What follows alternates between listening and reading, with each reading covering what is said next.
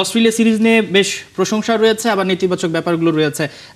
10-এ কত দিবেন Australia series, এবং ছোট্ট করে আপনার মতামত জানতে চাই। না, অবশ্যই আপনি দেখেন, আমরা 23 বছর পর আমন্ত্রণ পেয়েছি, 26 বছরে এই প্রথমবার আমরা ওদের ওইখানে জিতেছি, টেস্ট জিতেছি, এবং এটা একটা বড় আমরা বলেছি, কিন্তু এটা আমাদের গর্বের ব্যাপার। বাট একই সঙ্গে আপনি এটাও মানতে হবে যে 1946 সালের পরে কিন্তু এই 80 বছরের পর কিন্তু এমন একটি দল এত কম রান করে ইনিংস ব্যবধানে জিতলো, এইটাই একটা আমাদের কিন্তু মুখ ঢাকা লজ্জার ব্যাপার।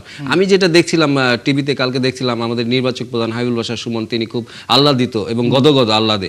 আমার মনে হয় যে এত গদগদ হওয়ার কিছু হয়নি এখন। আপনারা যেভাবে হেরেছেন সেকেন্ড টেস্টটা, 1.5 দিনে হেরেছেন এবং 100 রানের নিচে 2বার অল আউট হয়ে গেছেন, এটাও কিন্তু ইতিহাসে লেখা থাকবে। আপনারা নজর দেন আপনাদের ব্যাটিংয়ে কি হয়েছে। আমি একটা ঘটনার কথা বলতে পারি, আপনি দেখেন কতটা ক্যাজুয়াল তারা ছিল। আমি বলি দলের শৃঙ্খলার ব্যাপারটা যদি আপনি দেখেন, আপনার ম্যাকাইতে তারা খুব, ডারউইনে তারা ভালো খেলেছে এবং তাদের নাকি একটা খুব কষ্ট হচ্ছিল, ওইখানে ভাত পাচ্ছিল না, ডাল পাচ্ছিল না, এবং তারা এসে কিন্তু দেখা গেছে যে ম্যাকাইতে খুব প্রবাসীরা ওই ডেস্কি নিয়ে আপনার হোটেলের সামনে যাচ্ছে।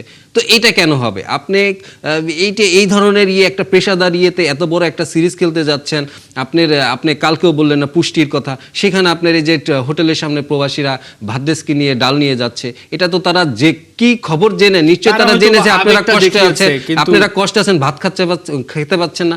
এটা কেন এই ধরনের আছে? আবার দেখেন এই যে আপনার এই যে 1.5 দিনে ম্যাচ শেষ হয়ে গেছে, আপনার এখনো কিন্তু অফিসিয়ালি আপনার রানিং আরেকটু পেশাদার হতে পারতো, এবং প্রবাসীদের তো আবেগকে অবশ্যই শ্রদ্ধা জানানো যায়, সেটা ভিন্নভাবে জানানো যেত। অনেক আলোচনা রয়েছে, সমালোচনা রয়েছে, সময়ের অভাবে আমরা হয়তো বা সেই আলোচনাটা এগিয়ে নিতে পারছি না। সঞ্জয় সাপিল, আপনাকে অসংখ্য ধন্যবাদ আমাদের সঙ্গে যুক্ত হওয়ার জন্য।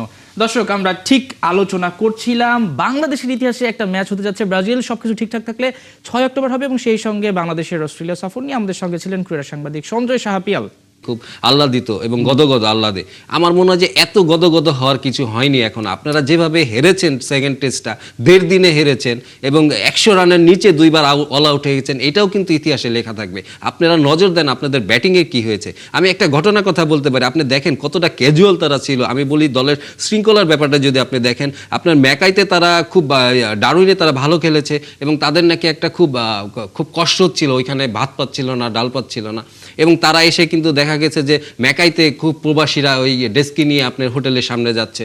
তো এটা কেন হবে? আপনি এই ধরনের একটা পেশাদার এত বড় একটা সিরিজ খেলতে যাচ্ছেন, আপনি কালকেও বললেন না পুষ্টির কথা, সেখানে আপনার এই যে হোটেলের সামনে প্রবাসীরা ভাত ডেস্কি নিয়ে ডাল নিয়ে যাচ্ছে, এটা তো তারা যে কি খবর জেনে নিশ্চয়ই তারা জেনেছে আপনারা কষ্টে আছেন, ভাত খেতে পাচ্ছেন না। এটা কেন এই ধরনের আছে? আবার দেখেন এই যে আপনার এই যে 1.5 দিনে ম্যাচ শেষ হয়ে গেছে, আপনার এখনো কিন্তু অফিসিয়ালি আপনার রানিং, আরেকটু পেশাদার হতে পারতো, এবং প্রবাসীদের তো আবেগকে অবশ্যই শ্রদ্ধা জানানো যায়, সেটা ভিন্নভাবে জানানো যেত। অনেক আলোচনা রয়েছে, সমালোচনা রয়েছে, সময়ের অভাবে আমরা হয়তো বা সেই আলোচনাটা এগিয়ে নিতে পারছি না। সঞ্জয় সাপিল, আপনাকে অসংখ্য ধন্যবাদ আমাদের সঙ্গে যুক্ত হওয়ার জন্য।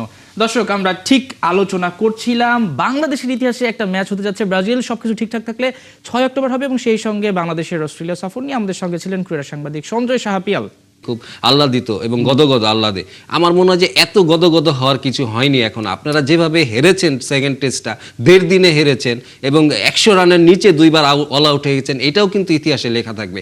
আপনারা নজর দেন আপনাদের ব্যাটিংয়ে কি হয়েছে। আমি একটা ঘটনার কথা বলতে পারি, আপনি দেখেন কতটা ক্যাজুয়াল তারা ছিল। আমি বলি দলের শৃঙ্খলার ব্যাপারটা যদি আপনি দেখেন, আপনার ম্যাকাইতে তারা খুব, ডারউইনে তারা ভালো খেলেছে এবং তাদের নাকি একটা খুব কষ্ট হচ্ছিল, ওইখানে ভাত পাচ্ছিল।